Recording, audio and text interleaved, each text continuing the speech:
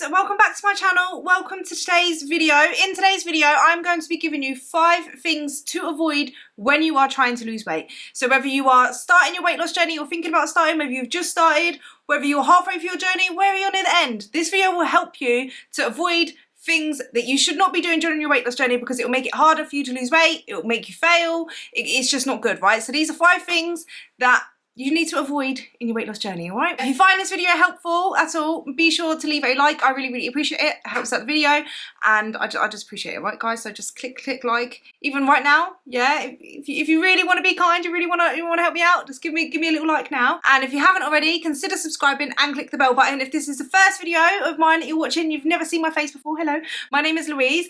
I used to be morbidly obese. I weighed 269 pounds, which at 5'7" made me obviously like morbidly obese, and I started my weight loss journey in 2020, the January 2020, and I ended up losing 120 pounds. I maintained for just over a year before I competed in my first ever bikini competition, which I came first place in transformation category. And then post show, I regained some healthy body fat, and I've been maintaining, building muscle since. And I share my journey here on YouTube. I share tips that I've learned. I share how I lost weight. I share my what I eat in a day videos. I share my workouts. I share everything to do with weight loss, health, fitness. It's a fact that if you are subscribed to my channel, that you are about 85% more likely to lose weight and keep it off and enjoy your life. So if you're not subscribed, I think that's a reason to subscribe and click the bell button. Leave me a comment down below. Comment down below a cup of coffee, because I've got my coffee here with my Skinny Food Co. salted caramel barista syrup, which before we get into today's video, I do want to talk about today's sponsor, which is Skinny Food Co. So Skinny Food Co. are not just a lower calorie alternative to the food you love, but they offer gluten-free, dairy-free, fat-free, vegan-friendly, literally all of like the dietary requirements that you might need, they have an alternative for. So they're not just lower calorie, but they do offer loads of lower calorie, lower sugar, diabetic friendly kind of options.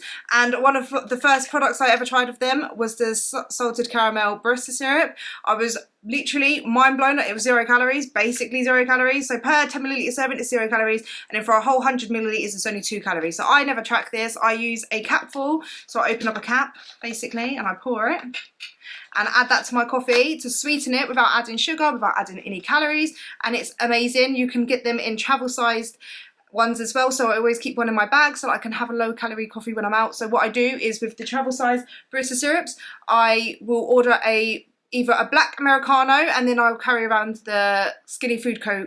creamer, which is dairy free, and it also is like very low calorie, so it's the same very low calorie. And I'll order a black Americano and then use a bit of the Skinny Food Co. syrup and a bit of creamer in there. If I don't have the creamer on me, I'll order Americano with skimmed milk, which is very low calories. So from Costa, like a large one is like 25 calories.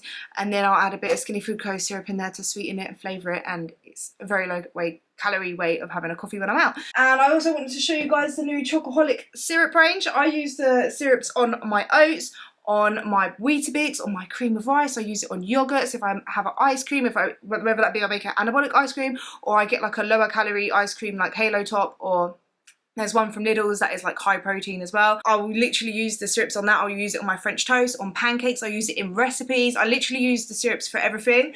They are 0 calories as well. They are amazing. So it's 1 calorie per 10 milliliter serving. And it says you can use it on pancakes, ice cream, yogurt, fruit and desserts. And yeah, people even use it on like on top of like whipped cream, on top of like a hot chocolate or coffee or whatever. You can just drizzle it on there. It's amazing. You could very versatile. This one is the Chocoholic peanut syrup, hazelnut syrup. We've got the Chocoholic drops. These are like Smarties. Orange Chocoholic orange syrup. We've got the Chocoholic Turkish delight syrup, honeycombs syrup.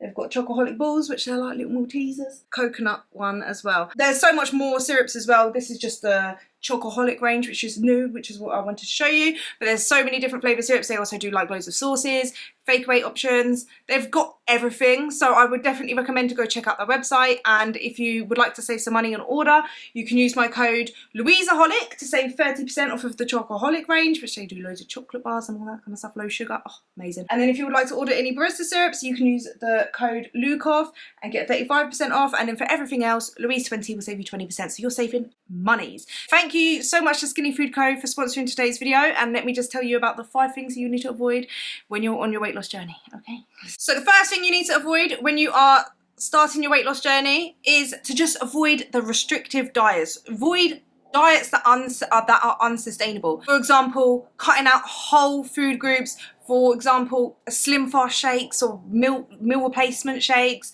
Something that you know is a very short-term fix that isn't going to be sustainable, that you're not going to carry on for the rest of your life, because you might lose weight doing that restrictive diet while you're doing that diet, but there's only a certain amount of time that you can stay on that, and it's not teaching you anything about food.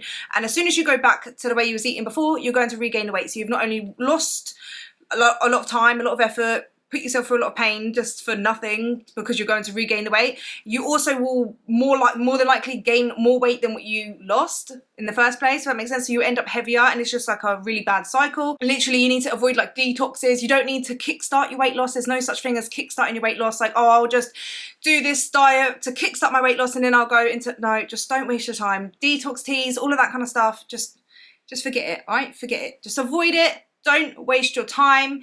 It doesn't work. They're not sustainable. You need to find a diet that is sustainable for you, something that you can see yourself doing for the rest of your life. Start small, start with one habit at a time, start by tracking your food or changing the way you eat, eating whole, nutritious, healthy foods, lower calorie dense foods, all stuff like that. But just avoid these bloody diets, mate, because they are a waste of bloody time. Avoid them. All of this stuff that will tell you that you'll lose weight in, like, you'll lose a stone in a week or whatever. Just avoid it. If it promises, if it sounds too good to be true, it is, all right? They're just trying to take your money. The diet industry is a horrible place. They just like to take your money and make you feel bad about yourself. And yeah, it's just avoid it, right? And the second thing that you need to avoid is trying to lose weight too quickly. I understand, yeah, we want to be at our goal weight yesterday, right? We don't want to have to wait a very long time to get to our goal weight. We want the summer body by next week, but it ain't gonna work. It doesn't work like that, right? It took a long time for you to get to the point where you're right now. It took a long time of gaining weight, probably years. Do you know what I mean? Like, it took a long time. It's not going to happen overnight. So what a lot of people make the mistake of doing when they start losing weight is cutting their calories too low or going on a very restrictive diet and trying to lose weight as quickly as possible. And I know it's motivating to see the scale go down and to lose weight very quickly in the beginning. It's very, very motivating, but just understand that it will eventually slow down and you are going to lose that motivation. You're going to be very, very hungry, very lethargic. You're making it very unsustainable. Losing weight too quickly is very unsustainable, and you are so much more likely to end up giving up and regaining that weight and more. So it's just not worth it to try to lose weight too quickly. Slow and steady wins the race. The turtle and the hare, who won? It was a turtle, because he took it slow and steady, right? So slow and steady. You don't really want to be losing more than 2 pounds, I'd say 3 pounds, depending on how big you are. You don't really want to be losing more than that a week, because you're going to be in a massive, massive calorie deficit, and it will eventually catch up with you. You'll be very hungry and you'll just feel the urge to binge and eat loads of food. So you don't really want to be losing that much. But obviously on the first 1 to 2 weeks, or even maybe 3 weeks, depending on how big you are. The bigger you are, the more weight you can lose. The first few weeks is mostly going to be water. You're going to be depleting your glycogen stores. And if you're eating quite a lot of salty foods and you eat lots of carbs and you're quite big, you're holding a lot of water. And what I noticed was I lost so much weight in my first couple of weeks because it was just lots of water weight, lots of bloating going, and it feels good. It feels good to see the scale go down that much, but it does eventually taper down, and you don't really want to be losing more than 2 to 3 max, depending on how big you are. Obviously, if you're not got that much weight to lose, you don't really need to be losing more than 1 pounds a week. Do you know what I mean? The slower you lose the weight, the better. So yeah, definitely try not to just be at your goal weight by a couple of months, because it's not going to work like that. Slow and steady wins the race. It takes a long time to lose weight, but even if you think of it as 1 pound a week or 1 pound every 2 weeks or whatever, then just think of it in the long term, how much you'll be able to lose over the course of a year, how much you will weigh. So kind of think of it okay, if I lost 1 pound a week, that's £4 a month. £4 a month in a year is what, £48 a year. So in this time next year, I will be 48 pounds lighter, and that's just if you lost weight consistently, £1 a week. But do you know what I mean? Think of it in the long run, not in the short term, right? The third thing that you need to avoid, some people are going to be a bit upset about this. I can already hear it, because some people do this. Weekly cheat days. Don't bother. Don't bother. How easy it is to undo your calorie deficit. You can work so hard during the week counting your calories or whatever you're doing to maintain that calorie deficit, and you can literally undo that deficit in one day of a cheat day where you basically just eat whatever you want and just eat loads and loads of food. So you restrict yourself all week, you over restrict yourself. All of the foods that you want, you don't allow yourself because you know that you're gonna have it on that one day, and you end up binging. And the reason why I say to avoid this is because yes, you can undo your calorie deficit, and literally you can undo it in like one massive meal or one massive binge over the, like literally you can. It's not hard at all.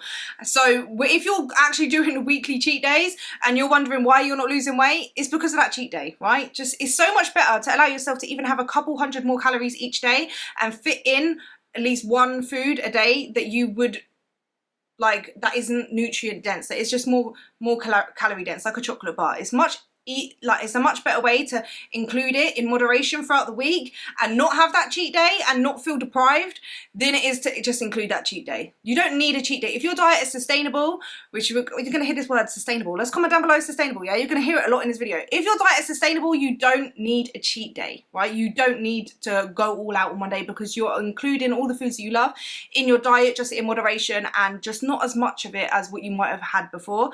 So definitely don't include cheat days. It just creates a binge mentality, in my opinion, and you get in on slippery kind of slopes when you do that. So like, you don't want to, I feel like when you want to lose weight, you want to become healthy and you want to develop healthy habits, and I just personally don't see how a weekly cheat day is a healthy habit to incorporate into your lifestyle. I know some people and like doing it like that, and for some people it works, but I feel like for the majority of people it doesn't work. And I'm not saying that there isn't any days on your journey where you can go out and maybe overconsume your calories, maybe go and eat a lot more food than what you normally would.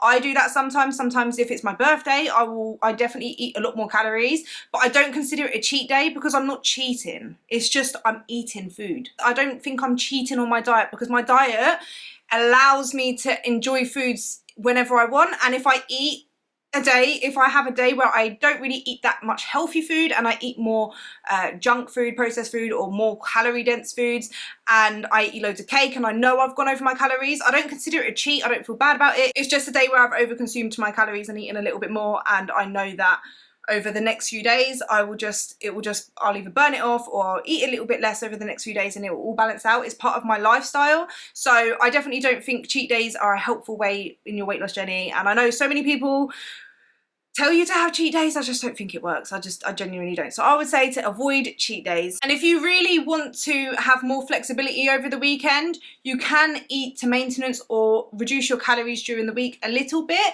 so that you have extra calories to spend on the weekend. If this is something you want to do, I have made a video on budgeting your calories and how I kind of, my mentality around that, and I will leave that link down below so you can see how I would kind of work that around that, if that makes sense, because you can actually enjoy like budget your calories so that you can enjoy a meal out or something like that, or enjoy more calories on the weekend. And if that's something you want to do without considering it a cheat day and having a massive binge, I will leave the video link down below and you can thank me later, because that's my mentality around it anyway. And the next thing that you need to avoid is going from 0 couch potato, no exercise, to 100, right? You don't need to do that. I know so many people think when it's time to lose weight, well, okay, I'm gonna, right, from tomorrow, I'm losing weight. They join the gym, they have to find the most perfect workout program, they're Googling, they're asking their friends, they're trying to go get the perfect workout plan, and just do everything all at once and go 0 to 100 on exercise. The reason why this isn't a good idea is because most of the time they're not enjoying the exercise. They're doing it because they think that they have to do this exercise to lose weight. And I want to say you don't have to even exercise to lose weight in the first place. To lose weight, you just need to be in a calorie deficit. And I feel like the most important way to do that is to control the way you eat and learn about food and eat more nutritious foods. Obviously exercise is very important, but exercise is more to be fit and healthy rather than weight loss. And if you think of it like that, then you just need to find an exercise that you enjoy. And I think that's one of the most important things, is to find an exercise that you enjoy rather than find an exercise that's best for weight loss. Because the best exercise for weight loss is an exercise that you enjoy, that you can stick to, and that you can carry on doing for basically the rest of your life. You don't have to do exactly the same exercise, you can change it up and stuff, but do you know what I mean? Like, you want to be able to move your body and exercise in a way that you feel enjoyable, that you feel is enjoyable and that you can do forever, basically, and you don't feel like it's a chore, and you don't need that motivation that you have in the beginning to lose weight. You don't necessarily need that motivation to get up and go do it. You just do it because it makes you feel good and you enjoy it. Also, another reason why it's not a good idea to go from 0 to 100 is because you can burn yourself out real quick, and especially if you put the pressure on yourself to change the way you eat and to exercise both at the same time. If you put the pressure on, if you get yourself burnt out, you injure yourself, your body is like aching and sore because you've just gone from 0 to 100, which if you don't exercise and then you get into exercise, trust me, you're waking up the next day like you've been hit by a bus. You're just dead, right? And then you can't move your body and you don't go and exercise, and because your exercise is out the window, your diet goes out the window at the same time, and you're just more likely to fail. So it's just, don't go from 0 to 100. It's so much better to, one, find an exercise you enjoy and start small. Think of it as like a ladder. You don't like get to the top by just jumping to the top, you climb your way up. And that's how you should think of exercise and your diet, is to start from the bottom. So really just, even if you're very sedentary, well, the way you can start is just by getting up and going for a walk every day, like 30 minutes, and then gradually increase that. Maybe join the gym. Like when I joined the gym and I went on the treadmill and I walked on an incline, and then I gradually added in the cross trainer. Then I eventually started going to classes, and then I eventually started lifting weights. Like I gradually increased my activity, and I just think it's so much more sustainable to do it that way. Sustainable. It's so much more sustainable to do it that way, because your body will naturally like catch up with it. Obviously, doing any form of exercise, your body is gonna, like, you know, you're gonna feel it, but it's just so much better to not make your body like get injured and stuff, because as soon as you get injured, as soon as you're sore, you're not likely to carry on, and you're just likely to give up. And then what is the point if you're gonna just give up? So start small, start by doing something, find something you enjoy and start small, basically, and then gradually increase your activity, progressively overload. That is the key. You might think you're someone that hates exercise. You might think you hate exercise. Guys, I'm not even joking. Before, I used to think I hated exercise. I was like, ugh, the thought of walking, I would park. I would drive to the shop, which is like 15-minute walk down the road, like 10-minute walk down the road. I would drive my car and park as close as I could just to get in, because I didn't like walking, because I thought I didn't like walking. I thought like the idea of like people going to the gym and exercising and finding it fun, I was like, ugh, you make me sick. Ugh. Like, I didn't think I enjoyed it, but I actually love it. It takes trying a few things and actually figuring out what you enjoy and just persevering through it a little bit, because obviously at first it's uncomfortable going from no exercise to exercise, but the feeling, the endorphins you get, the way it makes you feel and how happy it makes you feel and how it can help manage your mental health, like it does so much for your body that you learn to love it. And now I'm someone that loves exercise, and I never thought I would be. So definitely just give it a try and try other things. Like, you don't have to do what someone you see online is doing. There's something, I genuinely believe there's an exercise out there for every single person that they enjoy. It's just about trying out different things and finding something that you enjoy. And the fifth and final thing that I want you to avoid when you're losing weight is comparing yourself to other people. Stop it. I know we all do it. I've done it, not gonna lie. Throughout my journey, there's been many times, even now, where I find myself comparing my progress to other people. Stop it. Comparison is a thief of joy. You need to focus on yourself. There will be times where you might see that someone else is losing a little bit more weight than you, or losing a bit faster, or maybe they look better, or they're lifting heavier. Like, there's so many times where you can compare yourself, and all it does is just take away from the hard work that you've put in and the progress that you've made. So always just compare yourself to yourself. Take progress pictures and compare that, right? Support other people on their journeys, cheer them on, be happy for other people, and also be happy for yourself. I always like to try and speak to myself the way I would speak to a best friend or someone that I loved. Like, I try to limit the negative talk and try to speak to myself as like I would a friend. All the comparing does is make you feel bad about yourself and make you lose sight of how far you've come. And especially like when you've started, even just starting is a massive achievement, and you need to be proud of yourself for starting, because it is hard, because you think like you don't know whether you're going to be successful, you don't know whether you're going to fail. So you need to be proud of yourself for even starting, and every single achievement you have, every pound you lose, every little milestone that you go through, you really need to celebrate that and only compare yourself to yourself, because comparing yourself to other people, it does nothing but harm you, if that makes sense. And it can even make you give up, which is just no point. Everyone is on their own journey and everyone starts from a different place. Like for me, I have learned that before I used to kind of compare myself to other people, especially to women that have been slim their whole life, or maybe slightly overweight but just never at the point where I was. And I remember there was like a couple of times where I literally sat there crying and putting myself down because I have loose skin, I've lost my boobs, I have stretch marks, and I would see these girls that look so perfect, and the photos are probably edited, they're good lighting, best angles, all of that kind of stuff, and I'm comparing what I look like in real life to them and getting upset, and they've not even been on the same journey as me. And I have to remind myself of that sometimes, that I have started from being morbidly obese, and this, like, I've worked so hard and I've come so far, and I'm very happy and proud of like the body I'm in and the way my body has changed and how much it's been able to change, that no one else has been on exactly the same journey as me, and we all have different bodies, and we should just be so proud and grateful to our body for how much it's been able to change and how much you've been able to achieve. And just be grateful for your body to even keep you alive. And like, my body has birthed 2 beautiful children, like just so much stuff, and it's lost over, like, it's lost 120 pounds, it's got very lean for a show. Like, I have to sometimes pull myself out of that comparison and be like, listen, you're on your own journey,